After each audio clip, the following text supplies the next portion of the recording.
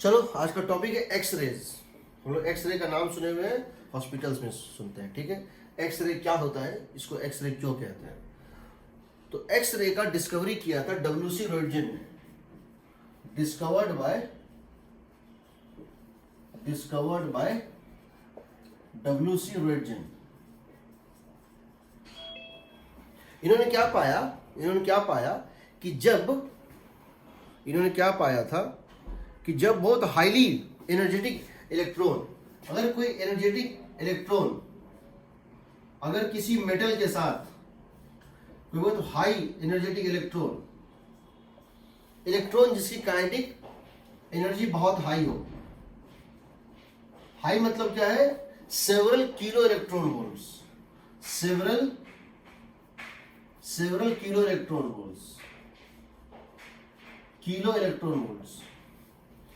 जब ये इलेक्ट्रॉन किसी मेटल के साथ टकराते थे, जब ये इलेक्ट्रॉन की बीम किसी मेटल के साथ टकराते थे, तो होता क्या था, एक तो ये हो जाता था गर्म, हीटेड हो जाता था, और दूसरा इसमें से कुछ वेव्स निकलते थे, इसमें से कुछ ईएम वेव्स निकलते थे। ये जो वेव्स होते थे, ये जो इलेक्ट्रोमैग्नेटिक वेव्स एमिट करते थे, इनकी वेवलेंथ ऑर्डर ऑफ एंगस्ट्रॉम की होती है। इनकी वेवलेंथ जो होती है डोमिनेंट, वो लगभग इसकी रेंज जो होती है वो 0.1 एंगस्ट्रॉम से लेकर 10 एंगस्ट्रॉम के बीच में होती है। ये फोटॉन्स एमिट करते थे। जब एक fast moving highly energetic electron का बीम किसी मेटल से टकराता था तो उसमें से वेव्स निकलते थे। उन वेव्स की वेवलेंथ, डोमिनेंट जो वेवलेंथ है, वो 0.1 एंगस्ट्रॉम से 10 एंगस्ट्रॉम के बीच में लाई करती थी, यानी कि अल्ट्रा वायलेट रीजन में लाई करती थी। इनका नेचर बड़ा अजीब सा था, इनका नेचर और ग्राफ बहुत अजीब सा था। अगर हम इसकी स्पेक्ट्रोस्कोपी करें, ये जो निकलता था वेव, इसको बोलते थे एक्सरेज। क्यों बोलते थे एक्सरेज? देखो इनका नाम एक्सरेज क्यों पड़ा था। जब इसकी डिस्कवरी हुई थी तो जब ये निकलता था, ये मोनोक्रोमेटिक नहीं था, ये मिक्सचर ऑफ वेवलेंथ था। It is polychromatic.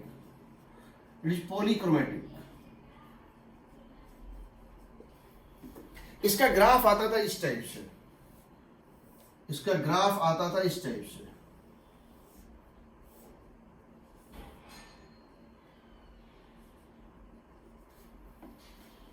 ये क्या है, यह है इंटेंसिटी, यह है DI बाई डी लैम्डा, और यह है लैम्डा। मतलब क्या है, इसकी जो ग्राफ आती थी उसमें दो पार्ट हुआ करते थे। इसकी जो ग्राफ आती इसमें दो पार्ट हुआ करते थे। कौन कौन सा? एक पार्ट होता था ये, और दूसरा पार्ट होता है इसमें सडन जंप। ये क्या है, ये इंटेंसिटी। ये क्या है, ये है इंटेंसिटी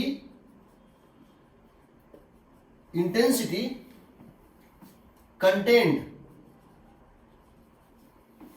या intensity contributed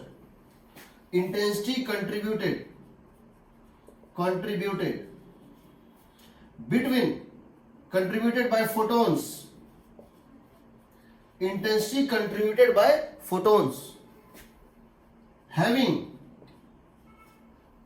wavelength between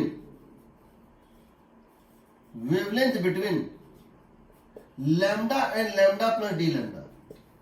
lambda और लैम्डा प्लस डी लैम्डा के बीच में, यानी लैम्डा से बड़ा और लैम्डा प्लस डी लैम्डा से छोटा, इस छोटे से विंडो में जितने फोटोन की वेवलेंथ 900 या 1 एंगस्ट्रॉम से लेके और 1.01 एंगस्ट्रॉम तक है, उन सारे फोटोन का कंट्रीब्यूशन। जैसे किसी क्रिकेट मैच में जो टोटल स्कोर होता है, हर एक बैट्समैन का अलग अलग होता है। इस पूरा टीम है, इस पूरे टीम में बहुत सारे वेवलेंथ हैं, तो ये बता रहा है कि पर्टिकुलर वेवलेंथ का कंट्रीब्यूशन कितना है। इसको बोलते हैं स्पेक्ट्रल डेंसिटी, इसको बोलते हैं स्पेक्ट्रल डिपेंडेंस, या जो समझो intensity as function of lambda. यानी कि कहने मतलब यहां पर अगर आप एक लेंगे छोटा सा, इस लैम्डा का प्रेजेंस थोड़ा कम है और इस लैम्डा का प्रेजेंस ज्यादा है, इस लैम्डा का प्रेजेंस कम है और इस लैम्डा का प्रेजेंस ज्यादा है, यानी ये जो बैट्समैन है टीम में, ये जो लैम्डा है टीम में, वो ग्रेटर अमाउंट में प्रेजेंट है और ये जो है लेसर अमाउंट में प्रेजेंट है और ये और ज्यादा लेस अमाउंट में प्रेजेंट है। यानी कि डोमिनेंट वेवलेंथ कौन सा है, इसको बोलते हैं हम लोग। ये इस टाइप ग्राफ आता था। इस ग्राफ में दो चीजें हो रही थी। पहली बात, एक पर्टिकुलर वेवलेंथ से कम का कोई वेवलेंथ नहीं मिलता था। एक पर्टिकुलर वेवलेंथ से कम का कोई यहां से स्टार्ट होता है, जाता कहां तक है, इंफिनिटी तक। जाता कहां तक है, इंफिनिटी तक। ये जो वेवलेंथ यहां से निकल रहा है, इसमें अगर आप अलग अलग लैम्डा का कैरेक्टरिस्टिक देखेंगे, लैम्डा कौन सा लैम्डा ज्यादा अमाउंट में है, कौन सा कम में है, कौन सा फोटोन का क्राउड ज्यादा है, कौन से फोटोन का क्राउड कम है, आप देखेंगे पर्टिकुलर लैम्डा के नीचे कोई लैम्डा है ही नहीं। They not a single wavelength less than A certain value. पहली बात, ये इसमें स्ट्रेंज थी, ये इसमें स्ट्रेंज प्रॉपर्टी थी। दूसरी, लैम्डा की वैल्यू लैम्डा नॉट से लेकर लैम्डा की वैल्यू लाई करती थी between lambda not to infinity.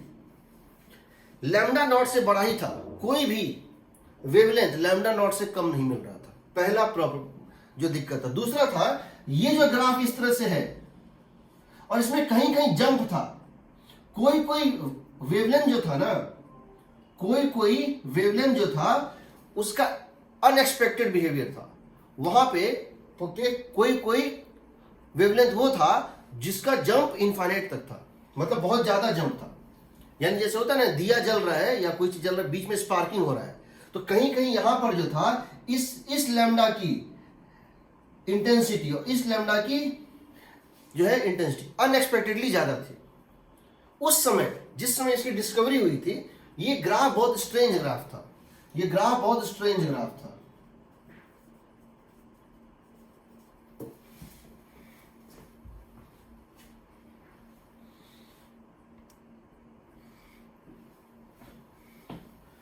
उस समय लोगों के पास इसका एक्सप्लेनेशन नहीं था। उसमें लोग समझ नहीं पाए ऐसा ग्राफ क्यों आ रहा है, इसका एक्सप्लेनेशन नहीं था, तो इसीलिए इसका नाम दिया गया एक्स मतलब अननोन ग्राफ। पर बाद में ये नाम इतना पॉपुलर हुआ, इसका नाम एक्सरे ही रह गया।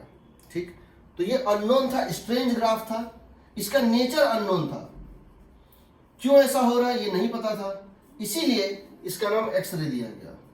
और बाद में ये नाम बहुत बाद में इसका मिस्ट्री समझ में आ गया, इसका कारण समझ में आ गया, लेकिन नाम इतना पॉपुलर हो चुका था, इसका नाम एक्सरे ही रह गया। ठीक, कोई डाउट यहां? चलो, हम जानना चाहते हैं इसका एक्सपेरिमेंट क्या होता है और इसका एक्सप्लेनेशन क्या होता है। दोनों, एक्सपेरिमेंट एंड एक्सप्लेनेशन बोथ। ये ग्राफ का एक्सप्लेनेशन क्या होगा हम ये समझना चाह रहे हैं। ठीक है, तो इसका एक्सपेरिमेंट होता है, जिस एपरेटस हम एक्सरे को क्रिएट करते हैं उसको हम कुलिज ट्यूब बोलते हैं। क्या बोलते हैं? कुलिज ट्यूब या एक्सरे ट्यूब। तो अगर आईआईटी में कोई क्वेश्चन है कुलिज ट्यूब, तो इसका मतलब है वो एक्सरे ट्यूब है। जैसे कुलिज ट्यूब बोलेगा तुम्हारे सामने एक पिक्चर क्लियर हो जाना चाहिए कुलिज ट्यूब क्या होता है। देखो, तो याद रखना ये अल्ट्रावायलेट में होता है, एनर्जेटिक ये निकलता है। ठीक है, तो इसका जो एक्सपेरिमेंटल सेटअप है, जो इसका मशीन है जिससे हम इसको क्रिएट करते हैं, उसको हम बोलते हैं कुलिज ट्यूब। क्या बोलते हैं? कुलिज ट्यूब या एक्सरे ट्यूब।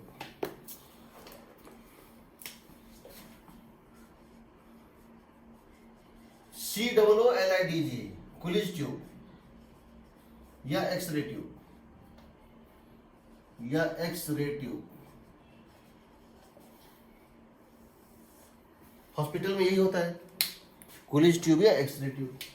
होता क्या है कि हम एक ऐसे करके ट्यूब लेते हैं,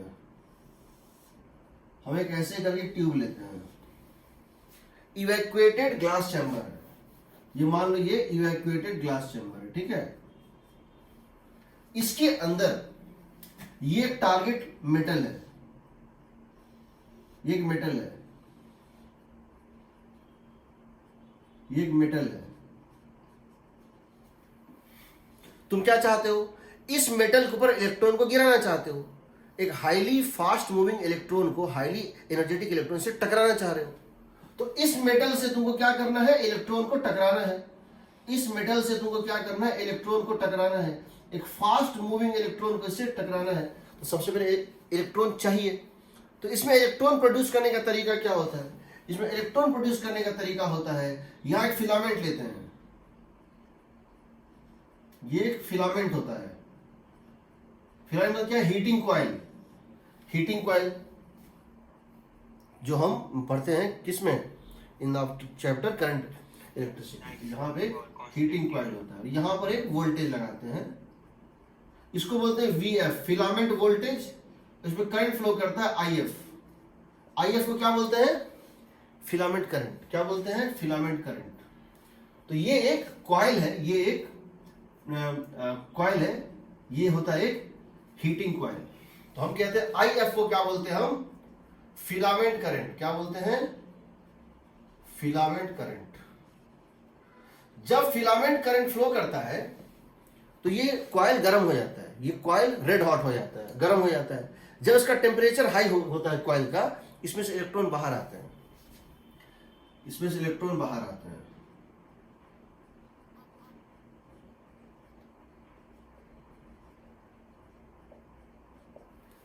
एक हाई टेम्परेचर जब सरफेस अटेन करता है, उसमें से इलेक्ट्रॉन बाहर आते हैं विद नेग्लिजिबल स्पीड। ठीक, at high temperature, at high temperature due to IF square into R, R क्या है, resistance, this power I square R, at high temperature due to this electrons come out, electrons come out of the filament, यह filament F, filament with negligible velocity. क्या चीज, negligible velocity. इस process को हम बोलते हैं थर्म आयोनिक एमिशन। क्या बोलते हैं, थर्मल आयोनिक एमिशन। इसका शॉर्ट फॉर्म है थर्म आयोनिक, इसका शॉर्ट फॉर्म है थर्म आयोनिक एमिशन। तो इसमें से इलेक्ट्रॉन बाहर आ जाते हैं विथ नेग्लिजिबल स्पीड। जब उसको हीट करोगे, यानी कि जितना ज्यादा उसमें करंट पास कराओगे, उतना ज्यादा हीटिंग होगा, उतना ज्यादा इलेक्ट्रॉन निकलेगा। उसका एक फंक्शन होता है, बट वो हमारे सिलेबस में नहीं है, एक एक्सपोनेंशियल फंक्शन होता है, बट सिलेबस में नहीं। बट ये समझ लो, जितना ज्यादा करंट यहाँ पास करो, उतना इलेक्ट्रॉन निकलेगा। ठीक है, तो इलेक्ट्रॉन इसमें से निकल जाता है विद नेग्लिजिबल स्पीड, उसके सरफेस पे बाहर आ जाता है, उसको बोलते हैं थर्म आयोनिक एमिशन। इलेक्ट्रॉन निकल गया। अब क्या करते हैं, इलेक्ट्रॉन तो प्रोड्यूस कर दिए जीरो वेलोसिटी के साथ, अब इसको टकराना भी है ना, तो क्या करते हैं हम, इसको एक्सेलरेट करना है। तो इसको और इसको, इन दोनों पॉइंट्स के बीच में, इस पॉइंट जहां से इलेक्ट्रॉन निकला और जहां मेटल है, जहां इलेक्ट्रॉन निकला और जो मेटल है, इनके बीच में हम एक वेरी वेरी हाई वोल्टेज दे देते हैं। हम इन दोनों के बीच में बहुत हाई वोल्टेज दे देते हैं। ये जो वोल्टेज होता है V0, इसको हम बोलते हैं एक्सीलरेटिंग वोल्टेज। क्या बोलते हैं, एक्सीलरेटिंग वोल्टेज। ये किलो इलेक्ट्रॉन वोल्ट का होता है, बहुत हाई वोल्टेज होता है। इसको ये होता है in kilo electron volts, in kilo electron volts, sorry kilo volts. तो वोल्ट में नहीं होता, किलो वोल्ट में होता है। 1000 वोल्ट, 2000 वोल्ट, 3000 वोल्ट, इस टाइप का होता है। तो क्या होता है, ये इसको एक्सिलरेट करेगा। अब ये क्या करेगा, यहां जीरो और यहां V पोटेंशियल है, तो इस इलेक्ट्रॉन के क्या करेगा, एक्सिलरेट करेगा। तो इलेक्ट्रॉन लो पोटेंशियल से हाई पोटेंशियल जाएगा, एक्सिलरेट होगा। और बाय द टाइम इलेक्ट्रॉन यहां पहुंचेगा, इस V वोल्टेज को, V0 वोल्टेज को ये इलेक्ट्रॉन पार करेगा। इसकी काइनेटिक एनर्जी यहां पहुंचने के ठीक पहले, यहां ये रेस्ट पे था, यहां ये इलेक्ट्रॉन रेस्ट पे था, बट जब तक वो V0 का वोल्टेज पहुंचेगा, उसकी काइनेटिक एनर्जी क्या हो जाएगी बताओ, eV0 होगा।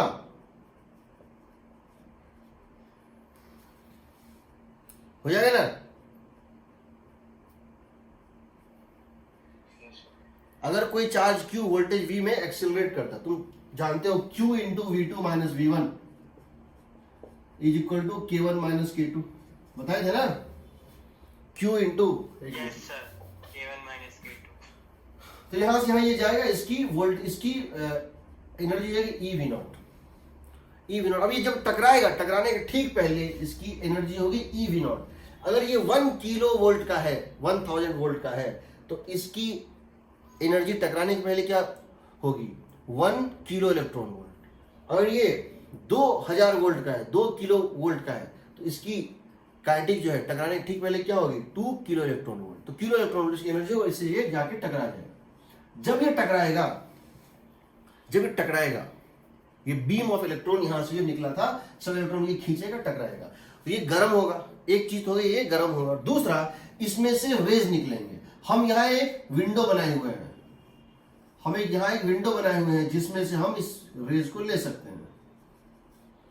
हम यहाँ एक विंडो बनाए हुए हैं जिससे हम इस रेज को ले सकते हैं।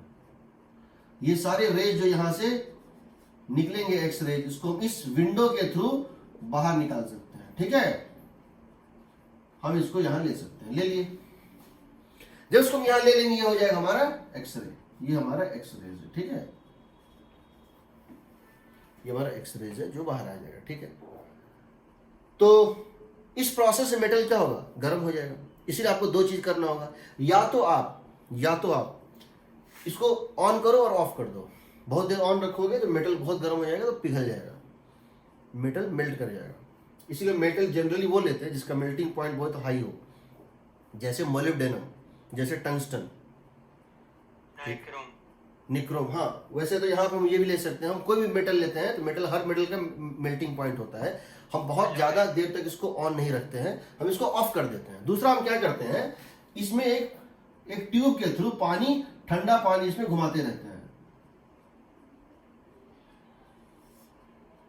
हम क्या करते हैं, इसमें एक ऐसे करके इसके भीतर जो एक पाइप बनाते हैं, और इसमें से क्या करते हैं, वाटर जो है, कोल्ड वाटर, उसको कूलेंट बोलते हैं, या फिर जो गाड़ी में हम यूज करते हैं, कार में। हाँ, वही सही बोल रहा हूं। इसको यहां से पास करते रहते हैं ताकि इसका हीट एब्जॉर्ब करते हैं। यहां से ये एंटर करता है कोल्ड और निकलता है हीटेड, इसका हीट लेके निकलता रहता है।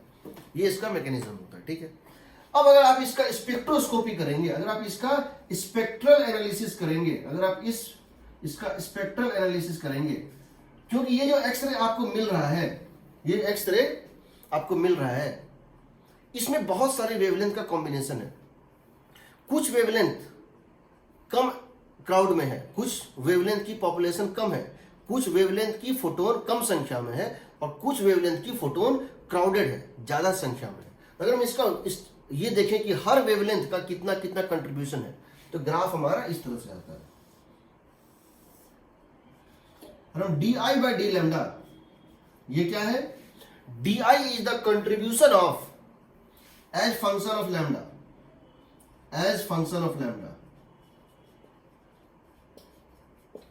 लैम्डा और डी लैम्डा के बीच में, लैम्डा और डी लैम्डा के बीच में जो फोटोन है, उसका परसेंटेज जो है वो लैम्डा पे डिपेंड कर रहा है। इसका मतलब है 1 एंगस्ट्रॉम के पास पॉपुलेशन जो है सेम, चेंज इन लैम्डा के लिए पॉपुलेशन डिफरेंट है, और 2 एंगस्ट्रॉम के पास डिफरेंट है, और 3 के पास डिफरेंट है। यानी हर वेवलेंथ के आसपास उसका कंट्रीब्यूशन अलग अलग होता है। ये ग्राफ कुछ ऐसा आता है।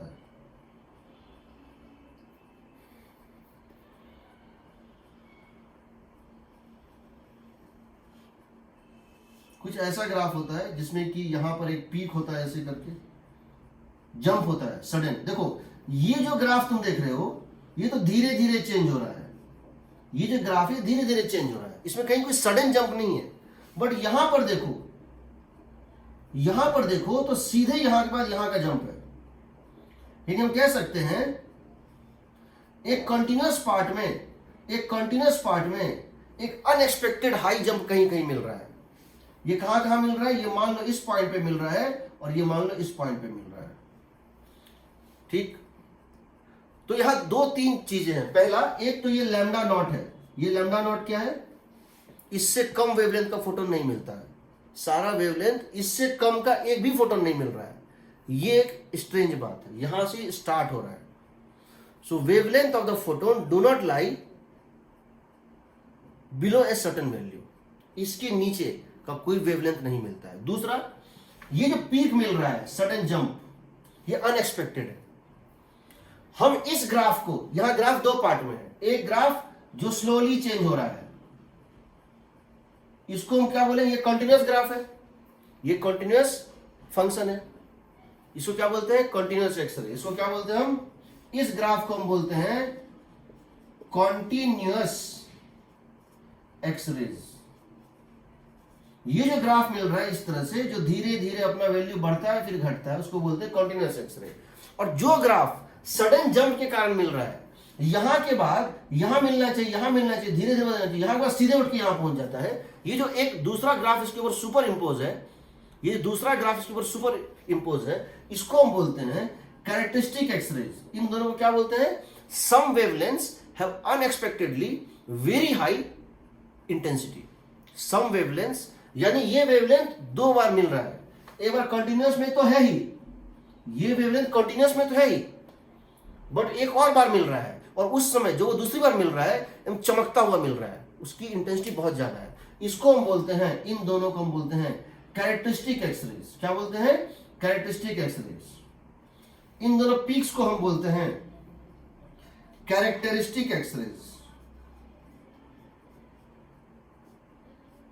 कैरेक्टरिस्टिक क्यों बोलते हैं बताएंगे, क्योंकि ये उस मेटल का फिंगरप्रिंट होता है।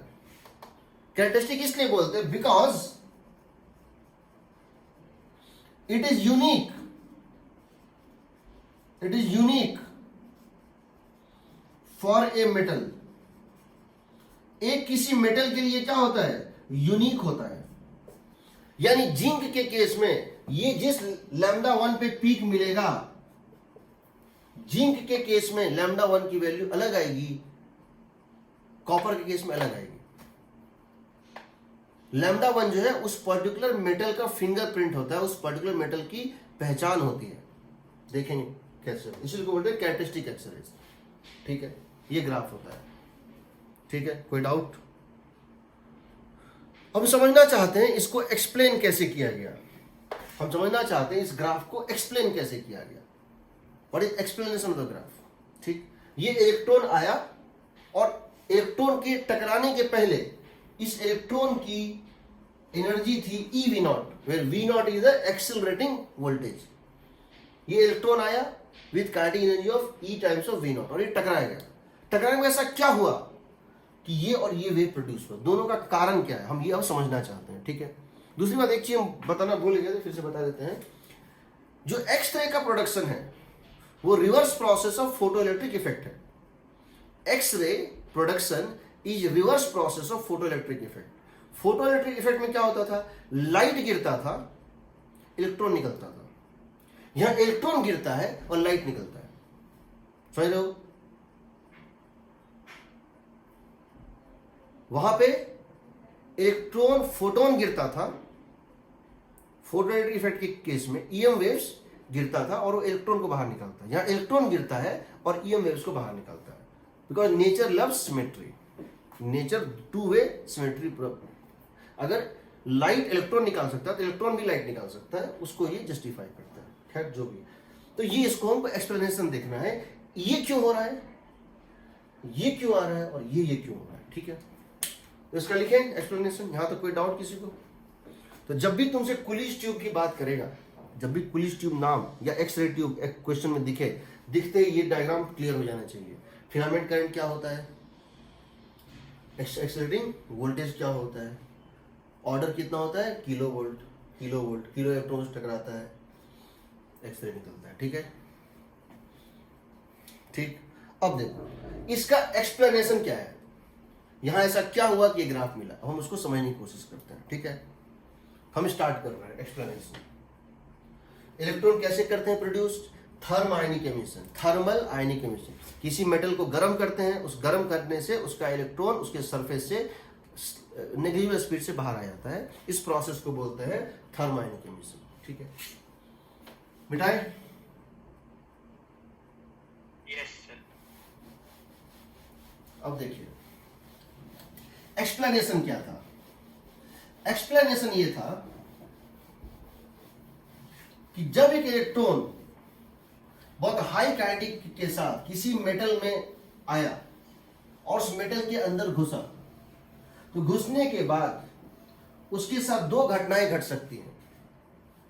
एक मेटल जब किसी टारगेट मेटल के अंदर घुसा तो उसके साथ दो घटनाएं घट सकती है, और दोनों घटना एक एक घटना एक एक का कारण बताएगा।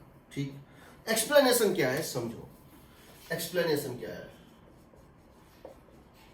Explanation of the graph. Explanation of the graph, हम इस ग्राफ को एक्सप्लेन कैसे करेंगे? हम इस ग्राफ को एक्सप्लेन कैसे करेंगे? तो एक्सप्लेन करने का तरीका हमारे पास ये है। पहला, तो हम कह रहे हैं when the electron comes, when an electron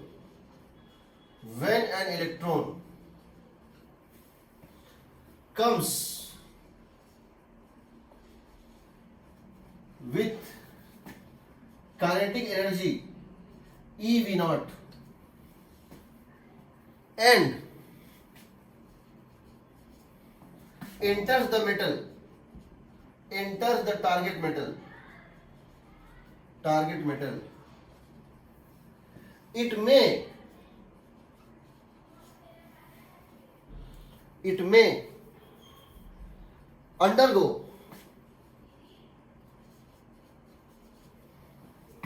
two processes। पहला प्रोसेस क्या है?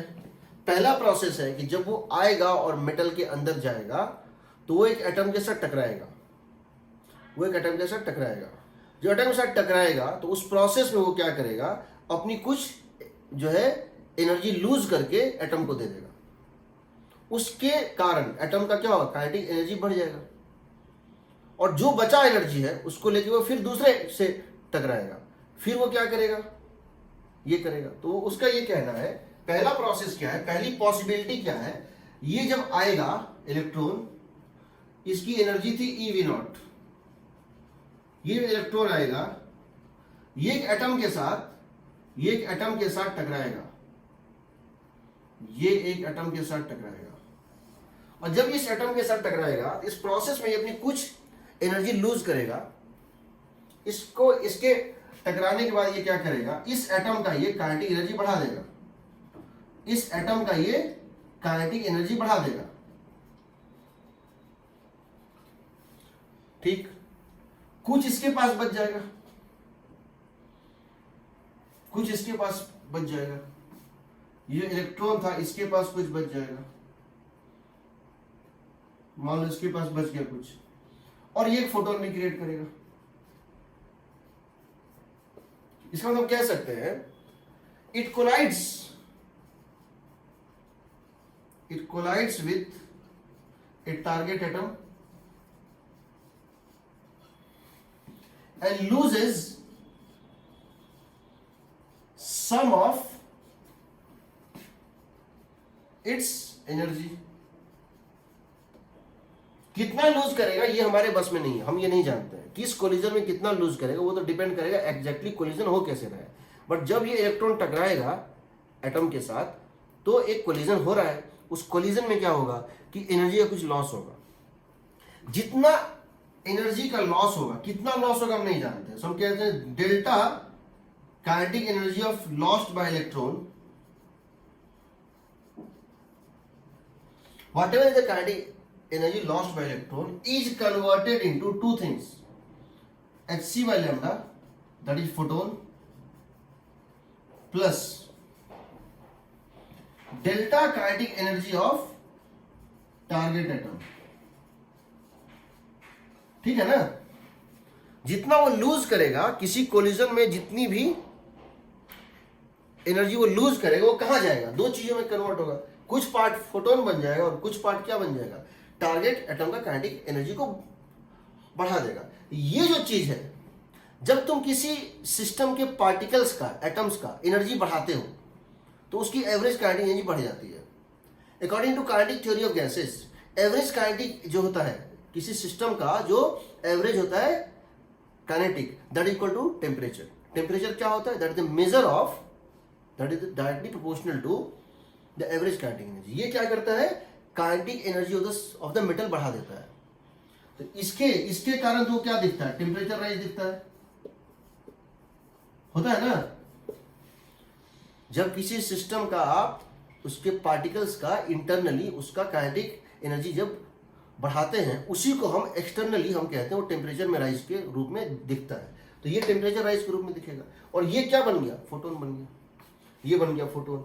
अब सोचो कि इस कोलिजन वो कितना एनर्जी लूज करेगा, वो एक तो पक्का नहीं है। हो सकता है ये आए और यहाँ 10% लूज करे, ये 10% लूज करे। उस 10% में 50% हाफ जो है एटम को मिल जाए और हाफ जो है फोटोन बन जाए। या ये भी हो सकता है वो 10% लूज करे और पूरा का पूरा 10% क्या बन जाए, फोटोन बन जाए। ये हो सकता है वो 10% लूज करे और सारा का सारा 10% की जो है एटम को मिल जाए। हो सकता है वो 60% करे लूज, किसी पर्टिकुलर जो है कोलिजन में 60%, और जितना भी लूज करे उसका 1/4 फोटोन बन जाए, 3/4, ये कुछ भी हो सकता है, हम नहीं जानते हैं। बट एक चीज तो तय है ना, this is random. How this is, what amount of energy is lost in a collision depends on collision. Out of whatever is lost in a collision, किसी collision में जितना भी लूज कर रहा है इलेक्ट्रॉन, उसमें से कितना पार्ट फोटोन बन रहा है और कितना टारगेट मेटल में जा रहा है टेम्परेचर राइज में, वो भी हम नहीं जानते हैं। लेकिन इतना हम जानते हैं ना कि hc/λ की वैल्यू दो लिमिट के बीच में ही लाई करेगी। कौन कौन सी लिमिट? इसकी एनर्जी क्या थी, eV0 थी ना, सॉरी eV0। ये अगर कितना भी कर ले, ये मैक्सिमम एनर्जी का फोटोन कितना क्रिएट कर सकता है, hc/λ का वैल्यू कितना हो सकता है, E टाइम्स ऑफ V0, इससे ज्यादा नहीं कर सकता है। अपनी ये सारी एनर्जी को फोटोन में कन्वर्ट कर दे, इसके बाद जितना भी एनर्जी सबको फोटोन में कन्वर्ट कर दे, एटम को दे ही नहीं, एक्सट्रीम केस। तो मैक्सिमम इसकी एनर्जी क्या पॉसिबल है, eV0, और मिनिमम क्या पॉसिबल है, 0, है ना, है कि नहीं, बोलो। यस सर, पूरी फोटोन में चाहिए। इसका मतलब है no photon created, no photon created, photon बना ही नहीं, सब कहां चला गया, काइनेटिक में चला गया। इसका मतलब क्या है, इसका मतलब है photon is created, all energy is converted to photon, all incoming energy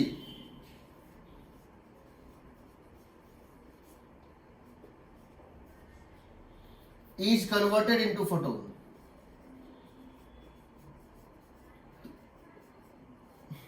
सही है, यही तो है एक्सट्रीम भाई। जितना उसके पास एनर्जी था उसी का कुछ पार्ट करेगा। मैक्सिमम क्या कर सकता है, पूरा कर सकता है। मैक्सिमम जो है फ्रैक्शन क्या पॉसिबल है, 100% कर देगा, उससे ज्यादा नहीं हो सकता। एनर्जी का लिमिट होगा। जो यहां से तुमको कुलिज ट्यूब से तुमको मिल रहा था वेवलेंथ एक्सरे, उसमें एक पर्टिकुलर एनर्जी से ज्यादा का फोटोन नहीं मिल सकता है, क्योंकि इससे ज्यादा का तुम्हारा जो सोर्स है, जिसमें से कुछ पार्ट को फोटोन और कुछ पार्ट किसमें कन्वर्ट कर रहे हो, उसका 100% पार्ट दे दो, वो सबसे मैक्सिमम है। इसका मतलब हुआ एनर्जी 0 से यहां तक लाई करेगा, इसीलिए लैम्डा लाई करेगा कहां से कहां, सो बता दो। जब इसको इससे इक्वेट करोगे hc/λ को 0 से, तो कितना आएगा बताओ, इन्फिनिटी। अरे hc/λ को करोगे 0, एनर्जी की लैम्डा कितना आएगा, इन्फिनिटी आएगा ना। Yes sir. और जब hc/λ करोगे eV0 तो कितना आएगा, hc/eV0 आएगा। बिकॉज एनर्जी की एक मैक्सिमम वैल्यू है, बिकॉज एनर्जी की एक मैक्सिमम वैल्यू है, इसीलिए वेवलेंथ की एक मिनिमम वैल्यू है। तो अब ये रिजॉल्व हो गया। क्या रिजॉल्व हो गया, ये जो पार्ट तुमको दिख रहा था, ये जो तुमका ग्राफ का पार्ट दिख रहा था, ये ऐसे करके, स्पाइक्स को भूल जाओ, स्पाइक्स को भूल जाओ, इसको देखो। ये जो तुमको पार्ट ग्राफ का दिख रहा था, ये ग्राफ जहां स्टार्ट हो रहा है, ये ग्राफ जहां स्टार्ट हो रहा है, लैम्डा का वैल्यू एक पर्टिकुलर वैल्यू से लेके इंफिनिटी तक है। थोड़ा सा क्या हो रहा है? थोड़ा सा कट रहा है। कट रहा है। अच्छा, तो लैम्डा का वैल्यू जहां से स्टार्ट हो रहा है वो होगा H C by E V naught. ये कितना होगा? H C by E V naught. समझ रहे हो? लैम्डा का वैल्यू यहां इससे बड़ा और कहां तक? इनफाइनाइट तक। इसको बोलते हैं लैम्डा सी। लैम्डा सी मतलब क्या होता है? इसको बोलते हैं कट ऑफ वेवलेंथ। क्या बोलते हैं इसको? Cut off wavelength. याद रखना, इसको बोलते हैं cut off wavelength. Cut off wavelength किस पे डिपेंड करेगा? एच कांस्टेंट है, सी कांस्टेंट है, सिर्फ एक्सीलरेटिंग वोल्टेज पे करेगा ना, सिर्फ एक्सीलरेटिंग वोल्टेज पे करेगा और किसी पे नहीं। Yes sir. तो ये वैल्यू अगर तुम वोल्टेज को बढ़ाओगे और वोल्टेज को डबल कर दो, ये ग्राफ यहां स्टार्ट होगा। समझ रहे हो? अगर हम वोल्टेज को डबल कर देंगे तो ये जो लेंथ है ना H C by E V naught, ये कितना बन जाएगा? H C by E times of 2 V naught बनेगा ना। Yes sir. क्या ये ग्राफ कभी ओरिजिन से पास कर सकता है? ओरिजिन से पास कब करेगा? जब वी नॉट क्या होगा? इनफाइनाइट होगा, इन्फिनिटी। जो कि पॉसिबल नहीं है। ये ग्राफ कभी उससे पास नहीं कर सकता। तो याद रखना, ये अगर वी नॉट के लिए है तो ये 2 वी नॉट के लिए ग्राफ है। कट ऑफ वेव, इसको क्या बोलते हैं? Cut off wavelength. क्या बोलते हैं? Cut off wavelength. समझो, क्वेश्चन पूछता है, अभी दूंगा question. H C by E V naught ये जो है किस पे डिपेंड कर रहा है? एक्सेलरेटिंग वोल्टेज पे सिर्फ डिपेंड कर रहा है। कहां से? वेवलेंथ का एक मिनिमम वैल्यू है। क्यों है? क्योंकि एनर्जी का एक मैक्सिमम वैल्यू है। समझ रहे हो? समझ रहे हो? Yes sir. मुझे अगर एक फोटोन मिल जाए, और मुझे पता उस फोटोन का वेवलेंथ है 10 एंगस्ट्रॉम। अगर मुझे एक फोटोन मिल जाए उसका 10 एंगस्ट्रॉम है, तो क्या हम गारंटी के साथ कह सकते हैं 8 अगर हमको एक फोटोन को हम पकड़ लें और हमको वो दिखा 10 है, तो हम 8 एंगस्ट्रॉम और 12 एंगस्ट्रॉम के बारे में क्या बोल सकते हैं? क्या हम कह सकते हैं कि 8 एंगस्ट्रॉम है मिनिमम वैल्यू है। तो 12 तो पक्का होगा? Yes sir. अगर 8 है तो 12 पक्का होगा, मिलेगा। बट हो सकता है अगर 10 है तो 12 पक्का मिलेगा, बट हो सकता है 8 ना भी मिले। 8 नहीं मिलेगा। हो सकता है ना? यस अगर सर। 10 मिल रहा है तो इसके ऊपर का तो सब वैल्यू है। कोई भी एक वैल्यू ले लो, उसके ऊपर का वैल्यू, उसके पीछे हो सकता है ना मिले। तो अगर 10 मिल रहा है तो 12 पक्का मिलेगा, बट 8 हो सकता है मिले, हो सकता है ना मिले। समझ रहे हो? यस। अगर 6 नहीं मिल रहा है, अगर 6 एंगस्ट्रॉम नहीं मिल रहा है तो गारंटेड है कि 4 नहीं मिलेगा। सही है? अगर 6 नहीं मिल रहा है, यहां पर है, अगर 6 नहीं मिल रहा है, यहां पर है वैल्यू या यहां पर है, अगर 6 नहीं मिल रहा है, इसके पीछे तो पक्का नहीं मिलेगा। सही है? नहीं समझ रहे हो? अगर 6 नहीं मिल रहा है, एक भी फोटोन 6 एंगस्ट्रॉम का एक भी फोटोन नहीं मिल रहा है, तो पक्का है 4 का नहीं मिलेगा। बट 7 का मिल भी सकता है, नहीं मिल सकता। मानते हो? मानते हो? समझ रहे हो कि नहीं? यस सर, समझ। ये सब क्वेश्चन है, ये सब क्वेश्चन है। ठीक है, तो याद रखना, एनर्जी की एक मिनिमम वैल्यू है, एनर्जी की एक मैक्सिमम वैल्यू है, इसलिए लैम्डा की एक मिनिमम वैल्यू है। इससे ज्यादा ये किस पे डिपेंड करता है? सिर्फ एक्सीलरेटिंग वोल्टेज पे डिपेंड करता है। दूसरा, अब आते हैं हम कैरेक्टरिस्टिक एक्सीलरेटर पे। वो जो स्पाइक्स बनता है वो क्यों बनता है, और हमारे स्पाइक्स पे स्पाइक्स क्यों बनता है, और तुमको बताएंगे स्पाइक्स को एक्सप्लेन करने के बाद कि मॉडर्न पीरियोडिक टेबल जो मोजलेस लॉ पे बेस्ड है, वो मेंडलीफ के लॉ को क्यों नकार दिया गया था। उसका कारण एक्सरे है।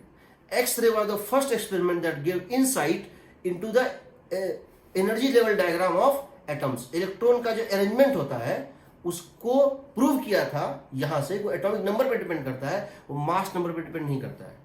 मॉडर्न पीरियोडिक टेबल का जो प्रिंसिपल है वो यहीं से आया था, वो इसको एक्सप्लेन करेंगे। तो पहला तो हम इस ग्राफ को एक्सप्लेन कर दे कंटिन्यूअस एक्सरे को। So this explains continuous x-ray, this explains continuous part of x-ray. Continuous x-ray को एक और नाम से जानते हैं, उसको बोलते हैं ब्रेम स्ट्रॉयलॉन्ग। क्या बोलते हैं? BREHM, ब्रेम, STRAULLANG। ब्रेम स्ट्रेलॉन्ग रेडिएशन का मतलब है। ब्रेम स्ट्रेलॉन्ग ऐसा कोई गंदा सा वर्ड दिखे, जर्मन वर्ड है, इसका मतलब कंटिन्यूअस एक्सरे की बात हो रही है। आईटी के क्वेश्चंस में है ये वर्ड यूज किया हुआ कई बार। ब्रेम स्ट्रेलॉन्ग रेडिएशन का मतलब है कंटिन्यूअस एक्सरे। इसको ब्रेम स्ट्रेलॉन्ग क्यों बोलते हैं? वो जर्मन वर्ड में इसका मीनिंग होता है ब्रेकिंग द रेडिएशन। उसका मैकेनिज्म क्या होता है बता देंगे बाद में, पहले इसको हम सब एक्सप्लेन कर देते हैं। सब कुछ का कारण है, फिजिक्स में ऐसा कोई चीज नहीं है जो बिना कारण के है। ये है तो ये है, इसका वर्ड है, इसका जर्मन में एक मीनिंग होता है और जो मीनिंग यहाँ सेट होता है, इसीलिए इसका नाम इस टाइप से पड़ा है। ब्रेम स्ट्रेलॉन्ग रेडिएशन का मतलब है कंटिन्यूअस एक्सरे, वो सिनोनिमस है, ठीक है। दूसरा पर्यायवाची है, ठीक है। दूसरा, now we are coming to spikes का कारण। स्पाइक्स का, अब समझना स्पाइक्स का कारण क्या होता है, ठीक। यहां समझ गए, इनकमिंग इलेक्ट्रॉन घुसा, किसी एटम के साथ कोलाइड किया, एटम के साथ कोलाइड किया इलेक्ट्रॉन, अपनी कुछ एनर्जी उसमें लूज किया। जितना भी वो लूज किया, वो कितना लूज करेगा वो हम नहीं जानते हैं। वो 50% लूज करेगा, 60% लूज करेगा, 30% लूज करेगा, लूज ही नहीं करेगा, पूरा लूज करेगा। पहली बात, वो कितना लूज करेगा हम नहीं जानते। वो जितना भी किया लूज, उसमें से जो भी लॉस्ट हुआ वो दो पार्ट में बढ़ जाता है। जो लॉस्ट है वो दो पार्ट में बढ़ जाता है। कुछ एटम के काइनेटिक को बढ़ाता है, कुछ एटम के काइनेटिक को बढ़ाता है, और कुछ जो है फोटोन बन जाता है, ठीक। तो फोटोन जो बनता है वो एक छोटा सा पार्ट होता है इसका। अब ये पार्ट कितना बड़ा है वो डिपेंड करता है। ये पार्ट 100% भी बन सकता है और 0% भी बन सकता है, एक्सट्रीम केस यही है।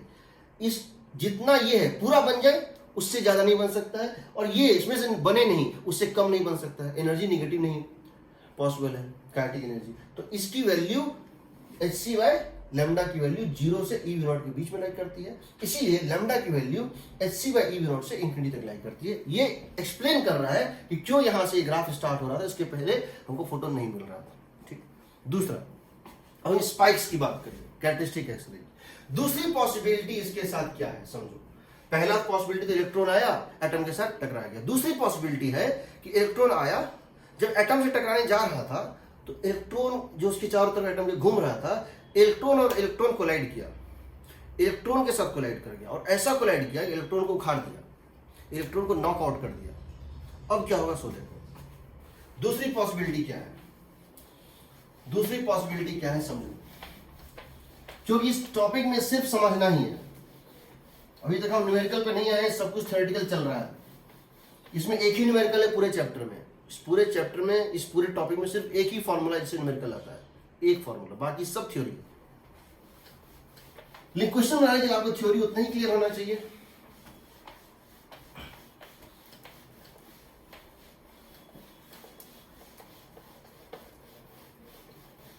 तो देखिए दूसरी पॉसिबिलिटी क्या है, सेकंड पॉसिबिलिटी क्या है।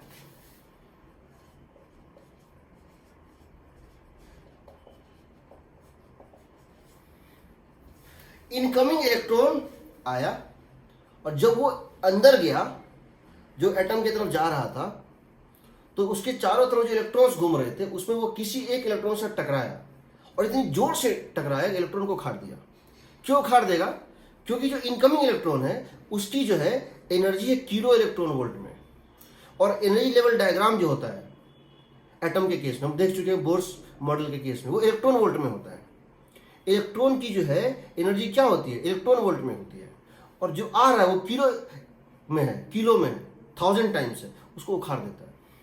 तो क्या होता है, इनकमिंग इलेक्ट्रॉन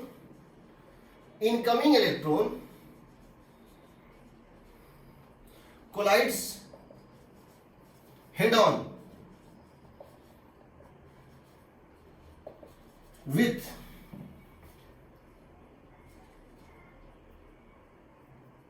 an electron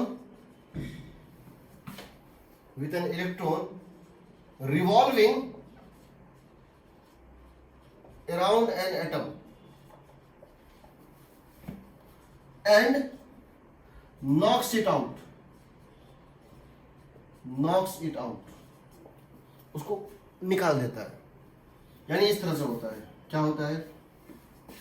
ये न्यूक्लियस है, ये इलेक्ट्रॉन है,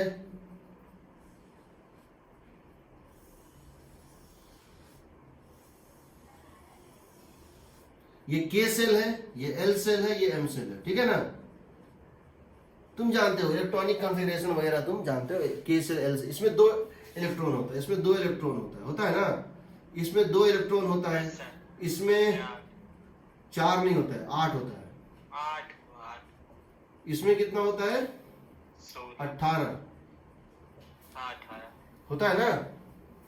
इससे 288। तो अब क्या होता है? ये जो इलेक्ट्रॉन बाहर से आ रहा था, ये इलेक्ट्रॉन आता है और इसके साथ सीवियरली कोलाइड करता है और इसके साथ बहुत जबरदस्त कोलिजन करता है। ये इलेक्ट्रॉन को आके सीधे हिट कर देता है। ये आता है और इस इलेक्ट्रॉन को या इस इलेक्ट्रॉन के किसी भी एक इलेक्ट्रॉन को इसको जाके सीधे हिट कर देता है। ये इनकमिंग इलेक्ट्रॉन है और ये जो है इलेक्ट्रॉन इसमें रिवॉल्विंग में था। ये के सेल का इलेक्ट्रॉन है। हो सकता है ये एल सेल के इलेक्ट्रॉन से करे, हो सकता है एम सेल के, कहीं भी कर सकता है, यहां भी कर सकता है, यहां भी कर सकता है। किसी इलेक्ट्रॉन से टकरा गया, किसी इलेक्ट्रॉन से टकरा गया,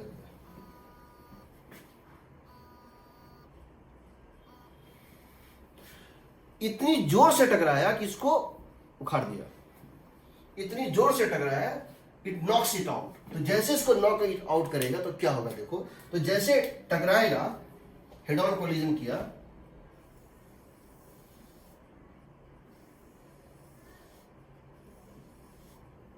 ये इस इलेक्ट्रॉन को लेके निकल जाएगा, ये इस इलेक्ट्रॉन को लेके निकल जाएगा।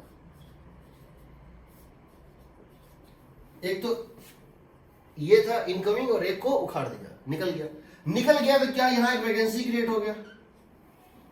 यहां इलेक्ट्रॉन था पहले, अब यहां नहीं, यहां क्या हो गया? एक वैकेंसी क्रिएट हो गया। एग्रीड? इसमें 8 इलेक्ट्रॉन है, इसमें 18 इलेक्ट्रॉन है, बट इसमें अब के सेल में सिर्फ 2 इलेक्ट्रॉन बच गया। सॉरी, इसमें एक इलेक्ट्रॉन बच गया ना? Agreed? A vacancy is created, a vacancy is created in K cell. K cell में एक वैकेंसी क्रिएट हो गया। अब क्या होगा? इस वैकेंसी को भरने के लिए ऊपर का एक इलेक्ट्रॉन नीचे आएगा। अब यहां का एक इलेक्ट्रॉन देखिएगा, यहां वैकेंसी है, ये नीचे आ जाएगा, तो इसका जगह भर जाएगा, बट वैकेंसी यहां क्रिएट हो जाएगा। इस प्रोसेस में जो एनर्जी एमिट होगा उसको हम बोलते हैं कैरेक्टरिस्टिक एक्सरे। समझो? So vacancy created in the K shell. Now an electron from higher state, now an electron from upper state, higher state, jumps down to fill this vacancy.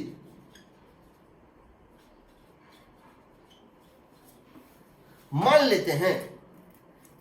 लेते हैं अब ऊपर का कोई भी पॉसिबल है, हो सकता है एल सेल से आए, ये के सेल था, के सेल में वैकेंसी है, ये एल फुल है, एम फुल है। हो सकता है यहां का एक इलेक्ट्रॉन यहां चला है, तो उस प्रोसेस में क्या होगा? यहां का वैकेंसी भर जाएगा, वैकेंसी कहां पहुंच जाएगा? एल में। अब जो तुम्हारे होगा इस प्रोसेस के बाद, सपोज ये यहां से यहां जंप कर गया, हो सकता है ये यहां से यहां जंप कर गया, हो सकता है एम सेल यहां से यहां जंप कर गया, कोई जरूरत नहीं है कि एल का ही करे, बट मान लो एल का इलेक्ट्रॉन यहां पर के में चला गया, तो क्या होगा? इस प्रोसेस में ये सिस्टम कन्वर्ट होकर एक नया सिस्टम बनेगा। कैसा? ये सिस्टम एक कन्वर्ट होकर एक नया सिस्टम बनेगा, एक ऐसे, एक ऐसे, एक ऐसे। अब यहां 2 इलेक्ट्रॉन आ गया, अब इसमें 2 इलेक्ट्रॉन चला है, ये फुल है, अब इसमें 7 इलेक्ट्रॉन है, इसमें 2 इलेक्ट्रॉन चला है, बट यहां एक वैकेंसी क्रिएट हो गया। ठीक, अगर हम कह रहे हैं अगर इस सिस्टम की एनर्जी है ई के, क्या है, अगर इस सिस्टम की एनर्जी है ई के का मतलब क्या है, ई के का मतलब क्या है, ई के का मतलब है energy of atom, energy of atom with A vacancy, with A vacancy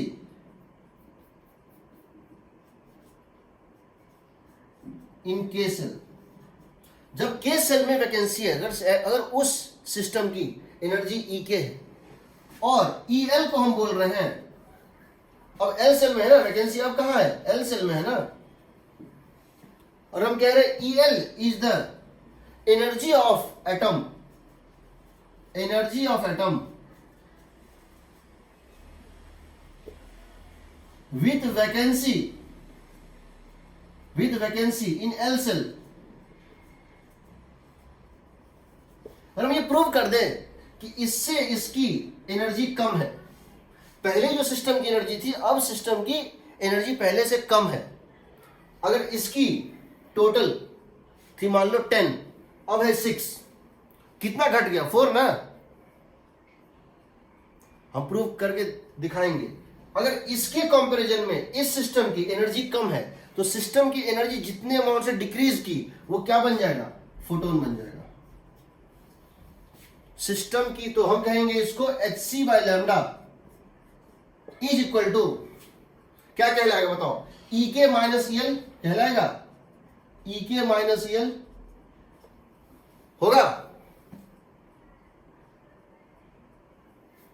अगर इस सिस्टम की हम प्रूव करेंगे, अभी बता रहे हैं, अगर वैकेंसी के सेल में है उस सिस्टम की और वैकेंसी एल सेल में उस सिस्टम में एनर्जी सेम नहीं होता है।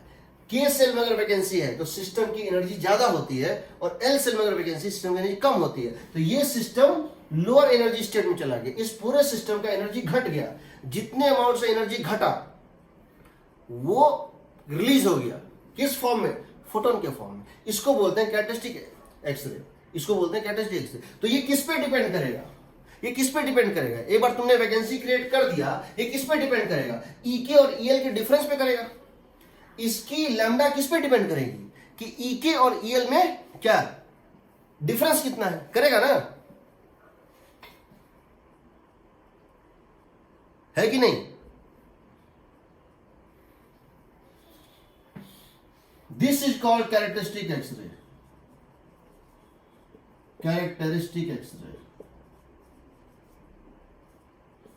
It depends on the difference of the energy of this state and this state. इस स्टेट और इस स्टेट में एनर्जी का कितना डिफरेंस है, ई के और ई एल, वैकेंसी इन के सेल और वैकेंसी इन एल सेल में जो स्टेटस है उसमें एनर्जी का डिफरेंस क्या है, यानी इसके और इसके बीच का एनर्जी का डिफरेंस कितना है, इसके ऊपर डिपेंड करेगा। ये इंटरनल प्रॉपर्टी है, ये इंटरनल प्रॉपर्टी, ये अरेंजमेंट पे डिपेंड करता है, एनर्जी लेवल डायग्राम पे डिपेंड करेगा।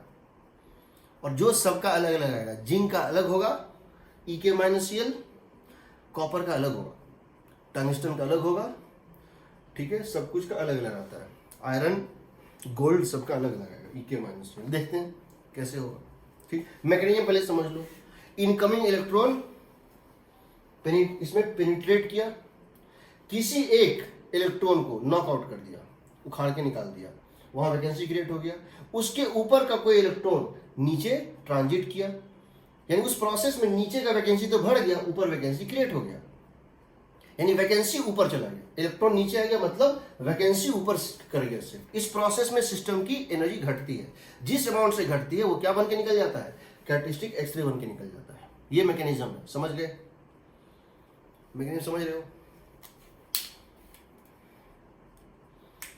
एग्रीड। ठीक है, अब मैं इसका तुमको एनर्जी लेवल डायग्राम बता रहा हूं और इसका नोमेनक्लेचर बता रहा हूं क्या होता है। मैकेनिज्म क्या है, कैरेक्टरिस्टिक एक्सरे और कंटीन्यूअस एक्सरे का मैकेनिज्म अलग अलग है। कंटीन्यूअस एक्सरे में इनकमिंग एनर्जी, इनकमिंग इलेक्ट्रॉन ही डायरेक्टली अपने एनर्जी को फोटोन में कन्वर्ट करता है। कंटिन्यूअस एक्सरे के केस में इनकमिंग इलेक्ट्रॉन का ही एनर्जी, उसका एक पर्टिकुलर फ्रैक्शन, उसका एक पर्टिकुलर पार्ट क्या बन जाता है, फोटोन बन जाता है। बट कैरेक्टरिस्टिक एक्सरे केस में वो डायरेक्टली नहीं करता है, वो नॉकआउट कर देता है। नॉकआउट तो कर दिया, नॉकआउट कर दिया तो भले ये एक बार इसको नॉकआउट कर दिया, इस इलेक्ट्रॉन ने इसको नॉकआउट कर दिया, तो भले इसको ये कम स्पीड से करे या ज्यादा स्पीड से करो, नॉकआउट करने के बाद चाहे ये 10 किलो इलेक्ट्रॉन वोल्ट से आए या 1000 किलो इलेक्ट्रॉन वोल्ट से आए, चाहे जिससे भी आए, एक बार इसने नॉकआउट कर दिया और इस इलेक्ट्रॉन को लेके निकल गया, उसके बाद का ये जो प्रोसेस है वो इसकी एनर्जी पे डिपेंडेंट नहीं है। इसकी एनर्जी अगर 10 किलो इलेक्ट्रॉन वोल्ट थी, इसने नॉकआउट कर दिया, स्टेट ये आ गया, ये हो गया स्टेट। और अगर इसे 20 किलो इलेक्ट्रॉन वोल्ट थी, इसे नॉकआउट कर दिया, फिर से स्टेट वही आ गया। तो अब जो चीज होगा ना वो सेम होगा। अब जो चीज होगा, इसने इसको नॉकआउट कर दिया, नॉकआउट करने के बाद इसकी स्पीड बढ़ाने से इस वैकेंसी और इस वैकेंसी का एनर्जी स्टेट में कोई फर्क नहीं पड़ेगा। यानी यहां जो Sc/λ होगा वो इस पर डिपेंड नहीं करेगा कि इसकी एनर्जी कितनी थी, सिर्फ इस पर डिपेंड करेगा कि इसने नॉकआउट कर दिया तो कर दिया, उसके बाद वही चीज होगा सब केस में, चाहे ये कम से आए ज्यादा से आए। एक बार यहां वैकेंसी क्रिएट अगर हो गया तो फिर ये दोनों स्टेप इसकी एनर्जी पर डिपेंड नहीं कर रहा था। मानते हो ना?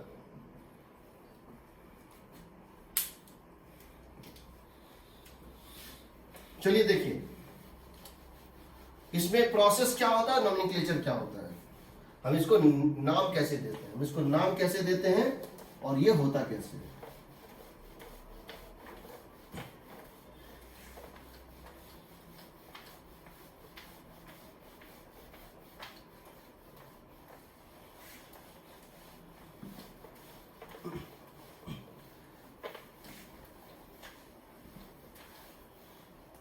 ये बताओ, एटम है, एक जिंक का एटम है या कॉपर का है, हम उसके के सेल के इलेक्ट्रॉन को निकालना चाहते हैं, हम उसके इनर मोस्ट इलेक्ट्रॉन को बाहर निकालना चाहते हैं, उसको आयोनाइज करना चाहते हैं by taking one electron out. हम किस इलेक्ट्रॉन को निकालना चाहते हैं? जो के सेल का इलेक्ट्रॉन है। हमको उसमें ज्यादा एनर्जी खर्च करना पड़ेगा या एल सेल के इलेक्ट्रॉन को बाहर निकालने में ज्यादा एनर्जी खर्च करना पड़ेगा? सो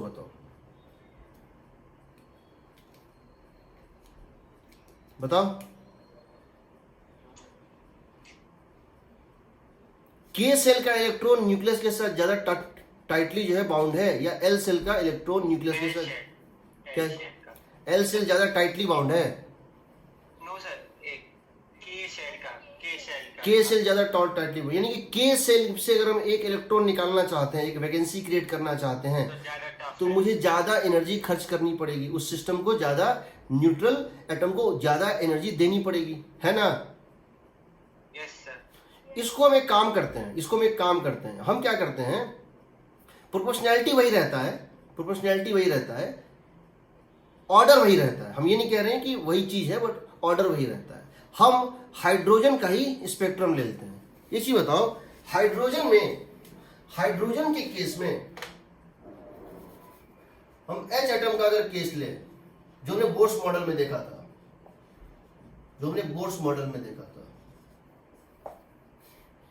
अगर इलेक्ट्रॉन n=1 स्टेट में है,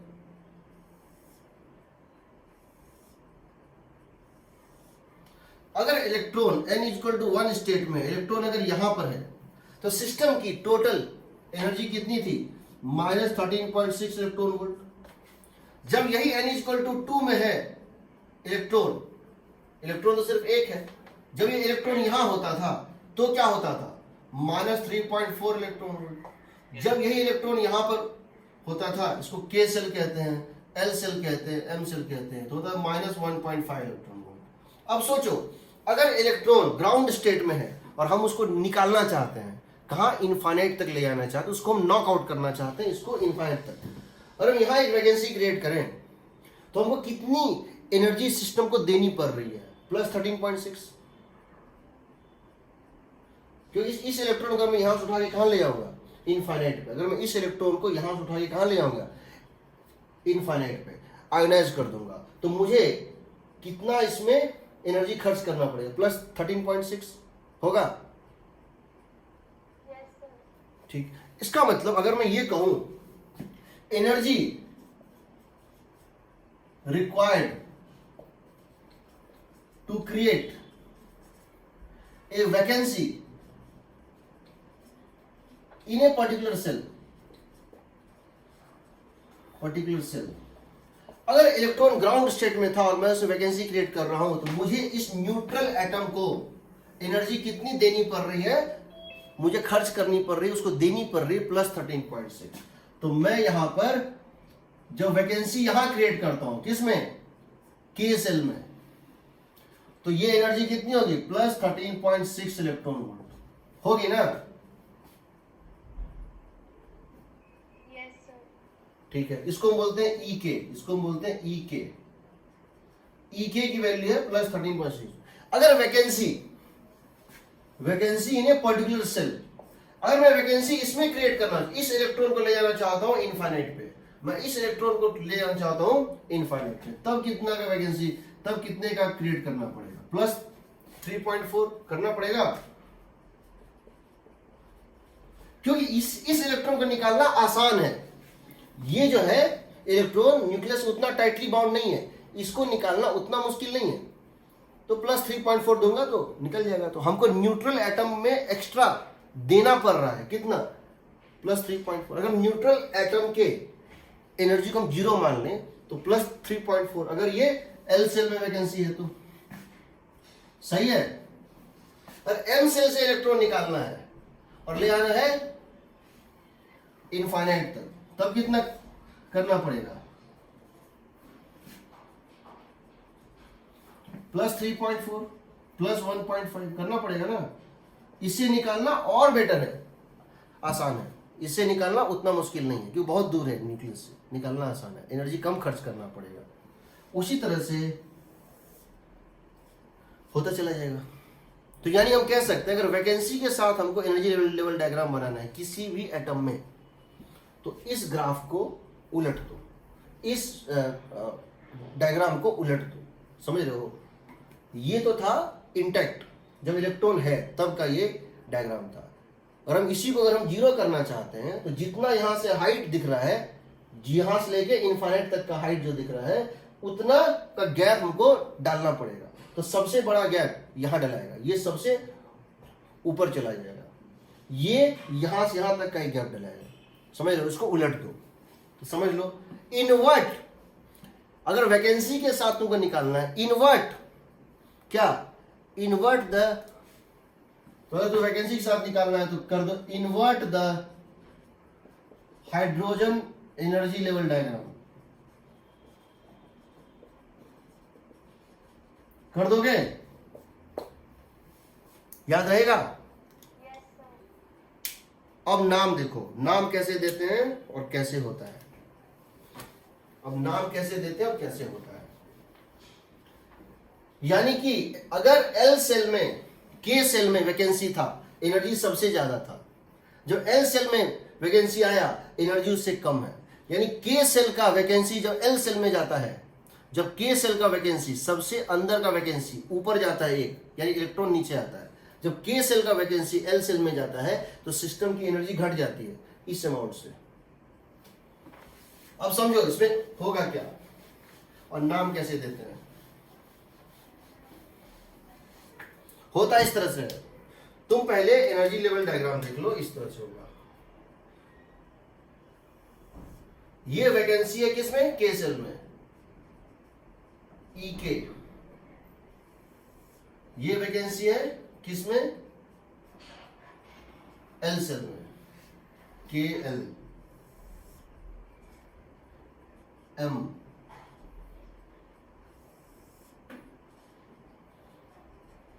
सही है। हम क्या किए हैं, एच वाले को पलट दिया। अगर वैकेंसी यहां से यहां ट्रांसफर हो रहा है, इसको बोलते हैं के अल्फा एक्सरे। क्या बोलते हैं, के अल्फा एक्सरे। वैकेंसी अगर के से कहां चला गया, एल में, इसका मतलब क्या हुआ, वैकेंसी अगर के से एल में गया, इसका मतलब क्या हुआ, वैकेंसी अगर के से एल में गया यानी इलेक्ट्रॉन एल से के में आया था भरने के लिए, के में चलोगे। इसको बोलते के अल्फा। अगर वैकेंसी के से यहां तक गया है, के से एम, इसको बोलते हैं के बीटा, इसको बोलते हैं के gamma, alpha beta gamma, nearest alpha, उसके दूर बीटा, उसके दूर गामा।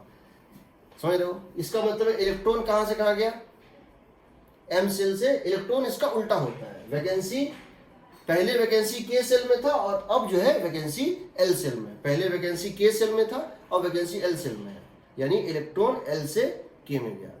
पहले वैकेंसी इस केस में पहले वैकेंसी के में था और इलेक्ट्रॉन के एल एम, एम का इलेक्ट्रॉन डायरेक्ट जंप करके कहां चला आया, एम का इलेक्ट्रॉन डायरेक्ट जंप करके कहां चला आया, के में। समझ रहे हो? यस अब बताओ के एल, एल में वैकेंसी है, एल में वैकेंसी है तो इलेक्ट्रॉन तो ऊपर से ही आएगा। एल में वैकेंसी था, वैकेंसी एल में था, एम का इलेक्ट्रॉन जंप कर गया, यानी वैकेंसी एल से मूव करके एम में पहुंच, बोलेंगे एल अल्फा। क्या बोलेंगे? L alpha.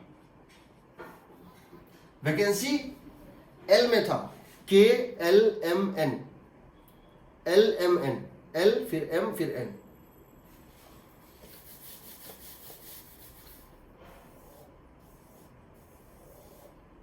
वैकेंसी यहां था, ये के है, ये एल है, ये एम है और ये एन है। वैकेंसी यहां पर था। अगर इलेक्ट्रॉन यहां से यहां जंप कर गया तो क्या बोलेंगे? L alpha. यहां से यहां जंप किया था तो क्या बोलेंगे? L beta. समझ रहे हो? एल अल्फा का मतलब है वैकेंसी एल सेल से एम सेल चला गया, एल सेल से एम सेल। वैकेंसी पहले एल में था और अब वैकेंसी एम में है, इसका मतलब क्या है? L beta. समझ रहे हो? M alpha. ये डायग्राम तुम्हारे बहुत सारे क्वेश्चंस के सॉल्यूशन बताएगा तुमको। क्या क्या बताएगा देख लो। तो ये सारे क्वेश्चन हैं आज मैं जो होमवर्क दूंगा। तो मैंने पहले क्या किया है समझ लो। मैंने सबसे पहले एनर्जी लेवल डायग्राम हाइड्रोजन का ये था, जिसमें इलेक्ट्रॉन कभी के सेल में था कभी उसको उलट दिया, तो वो हो गया energy level diagram with vacancy in a particular shell. अब मैं तुम्हें पूछना चाहता हूं, एनर्जी ऑफ के अल्फा ज्यादा या के बीटा ज्यादा? बताओ देख के। एनर्जी ऑफ के अल्फा, ये यहां से यहां तक का गैप, ये है एनर्जी ऑफ के अल्फा। यहां से यहां तक का गैप कितना है? यहां से यहां के तक बीटा ज्यादा बड़ा, के बीटा ज्यादा बताए। तो अगर मैं तुझे पूछूं एनर्जी ऑफ के अल्फा ज्यादा कि के बीटा ज्यादा? के बीटा। के बीटा। फ्रीक्वेंसी किसका बड़ा, अल्फा या बीटा? के अल्फा या के बीटा? जिसका एनर्जी ज्यादा उसका फ्रीक्वेंसी भी ज्यादा, जिसका एनर्जी ज्यादा उसका फ्रीक्वेंसी भी ज्यादा, ज्यादा। उसका लैम्डा कम, कम, बीटा का कम सबसे। बीटा का कम। पहली बात तो तुमसे ये पूछेगा के अल्फा, के बीटा, एल अल्फा, के अल्फा और एल बीटा, के अल्फा और एल बीटा में किसका एनर्जी ज्यादा? हाइड्रोजन कोई पलटे हैं, हाइड्रोजन कोई पलटे हैं। ये 10.2 है, ये 10.2 है क्या? और ये क्या है? कुछ 2 पॉइंट कुछ होगा, यही ना? वही ऑर्डर रहेगा, plus 13.6 plus 3.4 plus 1.5 plus 0.85। Energy of K alpha ज्यादा या एल बीटा ज्यादा? के अल्फा। फ्रीक्वेंसी ऑफ ये भी ज्यादा। अच्छा अब ये बताओ, क्या हम लिख सकते हैं इस डायग्राम को देख के बताओ, क्या हम लिख सकते हैं energy of K alpha plus energy of L alpha, energy of K alpha plus energy of L alpha is equal to energy of K beta?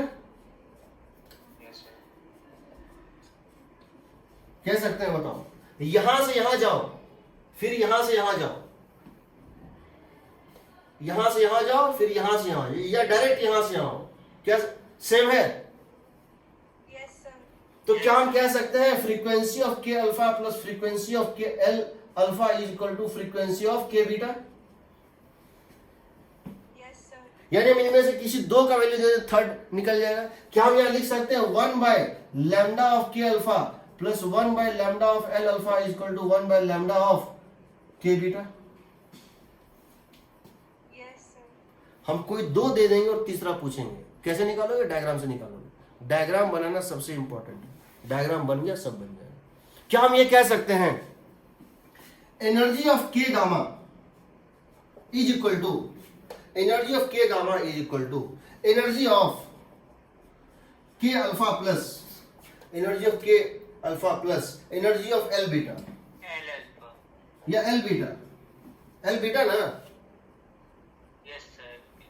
ये सही है। क्या दिस प्लस दिस, क्या ये हाइट प्लस ये हाइट इक्वल टू ये height है? Yes sir. है ना? हम इसको ये भी लिख सकते हैं energy of K alpha plus energy of L alpha plus energy of M alpha, लिख सकते हैं। देखो के एल अल्फा एम अल्फा लिख सकते हैं ना? कर सकते हैं, कुछ भी कर सकते हैं, कुछ भी कर सकते हैं। चलिए ठीक है, तो ये हम कर सकते हैं। अब ये बताओ इसमें सबसे एनर्जेटिक सीरीज कौन है? इसको इस पूरे ग्रुप को बोलते हैं, इसको हम पूरे ग्रुप बोलते हैं के सीरीज। ये के ग्रुप, के सीरीज। इस पूरे ग्रुप को हम बोलते हैं एल सीरीज। इस पूरे ग्रुप को बोलेंगे एम सीरीज। सबसे एनर्जेटिक ग्रुप कौन सा है? सबसे ज्यादा एनर्जी किसमें है? के में है। Yes sir. सबसे ज्यादा जो है एनर्जेटिक सीरीज के का है। तो सबसे कम लैम्डा किसका होगा? के का। एक सर। एनर्जी जिसका सबसे ज्यादा उसका लैम्डा सबसे कम।